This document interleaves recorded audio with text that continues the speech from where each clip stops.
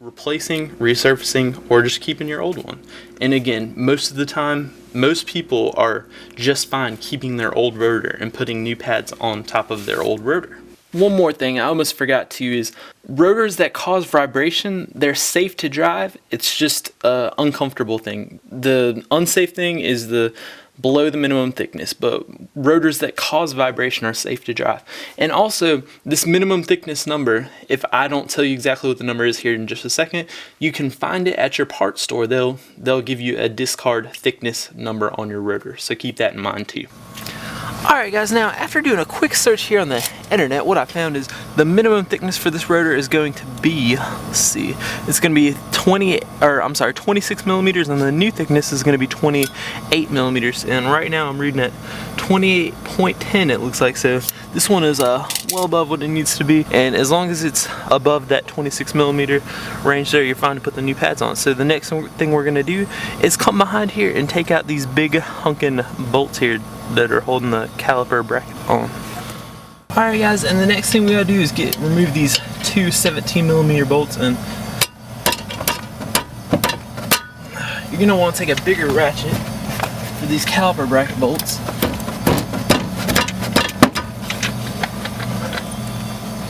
Whew. There we go, finally got a brake loose. That was on there pretty good, and we've got them loose there. Should be able to just take them out with our hands.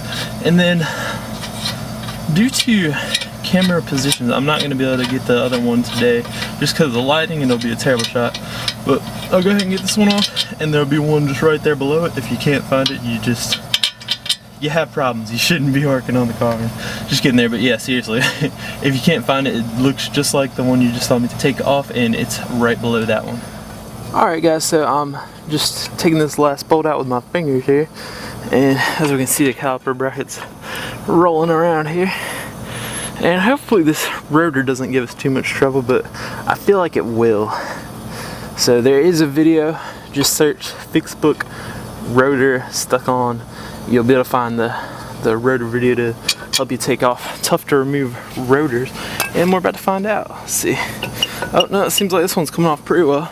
We're just gonna have to rock it back and forth like that, and there you go. That's how you remove the rotor. Now it's all installed from here.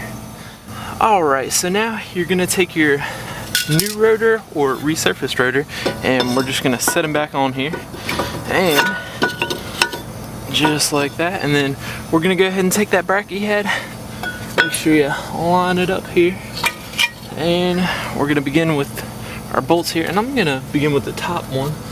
I'm just gonna hold this like so and reach around here and get that bolt started. And there we go, I got the top one started, and if I can find my other one, there it is. I'm gonna begin with the bottom one. So I'm just gonna push it flush, and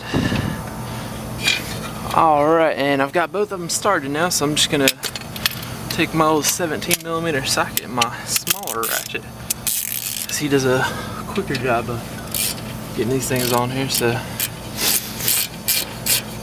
I'm just gonna tighten these bolts down, and the caliper bracket, you really can't put them on there too tight, although after taking these bolts off I may stand corrected. It is pretty tough getting these guys off, so I'm just gonna tighten it down really well, but not quite as tight as the last person who put these ones on. So I'm just gonna kind of get this one back on here, and then I'm going to show you the force I exert on the bolts, and hopefully that'll give you some kind of idea of about how tight you want the bolts. So alright, now I'm going to switch to my bigger ratchet and righty tighty. I'm just going to kind of lift up here.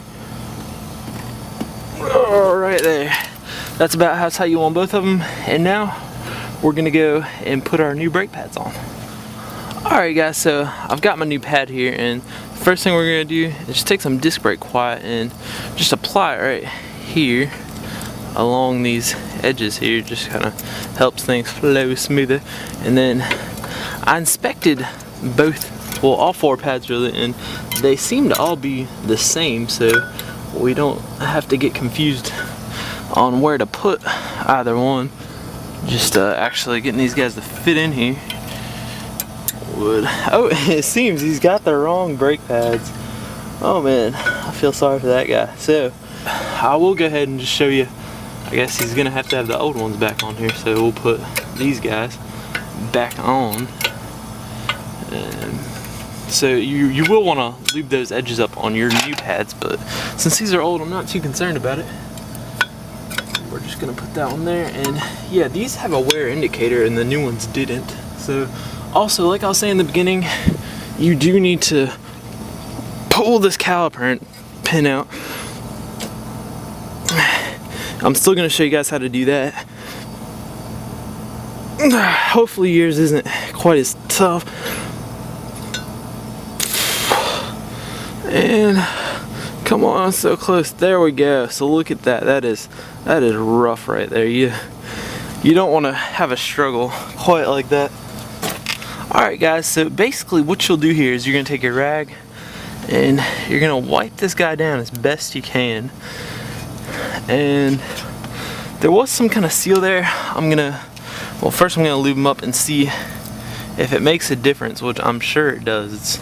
They didn't just put the seal there for nothing, but it was tore up when I took it out. So we're going to see if this makes any difference. And yes, it makes a world of difference. So you need to make sure you do that. Like I said, if you can see this, my finger's up here, which I don't think you can. Nope. Yeah, the other one doesn't even budge hardly. So yeah, just make sure both your caliper pins do that right there. And then I'm gonna make sure I get my other caliper. Oh, I'm sorry, the other brake pad, which it's so small I didn't even see it there. So it's gonna be sitting right like that. And we're now gonna put the caliper back on, and it's just gonna set back on because those are the old pads. But if you were still struggling with getting this piston back in, what you're gonna do is take a C-clamp, and I'll show you how to do that here in just a second. Alright guys, and like I was saying here, what you'd want to do is you're gonna want to take a C-clamp like this. You'll take your old pad, and I'm not gonna do it since I'm using the pads he's gonna be using, but you'll take your C-clamp and you'll just kind of fit it in there just like that, and then you'll slowly tighten it up, and just kind of, if you can watch my finger, you take the piece and just kind of like that right there, spin it around kind of slowly and compress the piston all the way back in. And that's how you'd compress it back if you couldn't get it all the way with the flathead screwdriver. So once you got your piston compressed all the way back in, we'll put that on and tighten those caliper bolts back on there. Alright, so I'm just gonna take this guy and make sure your hose, I don't know if you can see him back here, but make sure it's not all twisted up. So we're just gonna set them right back in here. Also guys, don't forget to put these little springs back on. They're gonna sit just like I've got them here. And I'm just gonna set one in here and one like that, and we're gonna set them in there, and then while holding them, we're gonna kind of just set our caliper right back on there just like that, and then we'll go ahead and put our caliper bolts back in. So we're just gonna set them right back in here, and then I'm gonna grab this caliper bolt, I'm gonna stick it in there and get him started, and I don't have to worry about that nut up there moving on me. And by the way, it was a 17mm. I used the ratchet there to spin it in hopes of getting that slide pin off. Alright, and once you've got this guy kind of ran all the way down with your finger here, just gonna go ahead and take your 14mm socket and ratchet, and right like that, just about the amount of force you saw me exert there, that's how much you want to apply. So I'm gonna get this guy in there too, and right like that.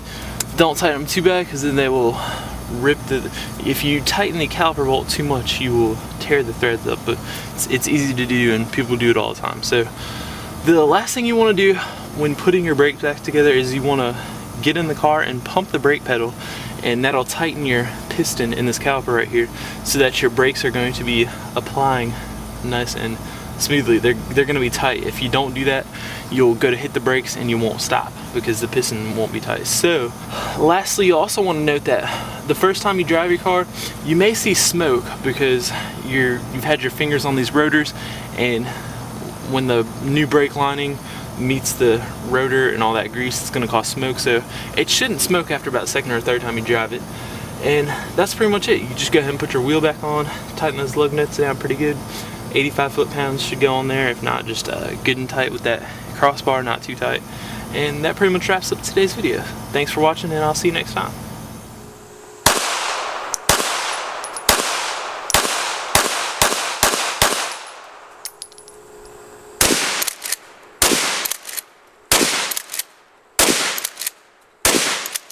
Thanks for watching, guys, and don't forget to subscribe so you can catch all my new videos, which publish Mondays and Fridays at 9 a.m. Pacific Time, 10 a.m. Mountain Time, 11 a.m. Central Time, 12 p.m. Eastern Time, and I will see you then.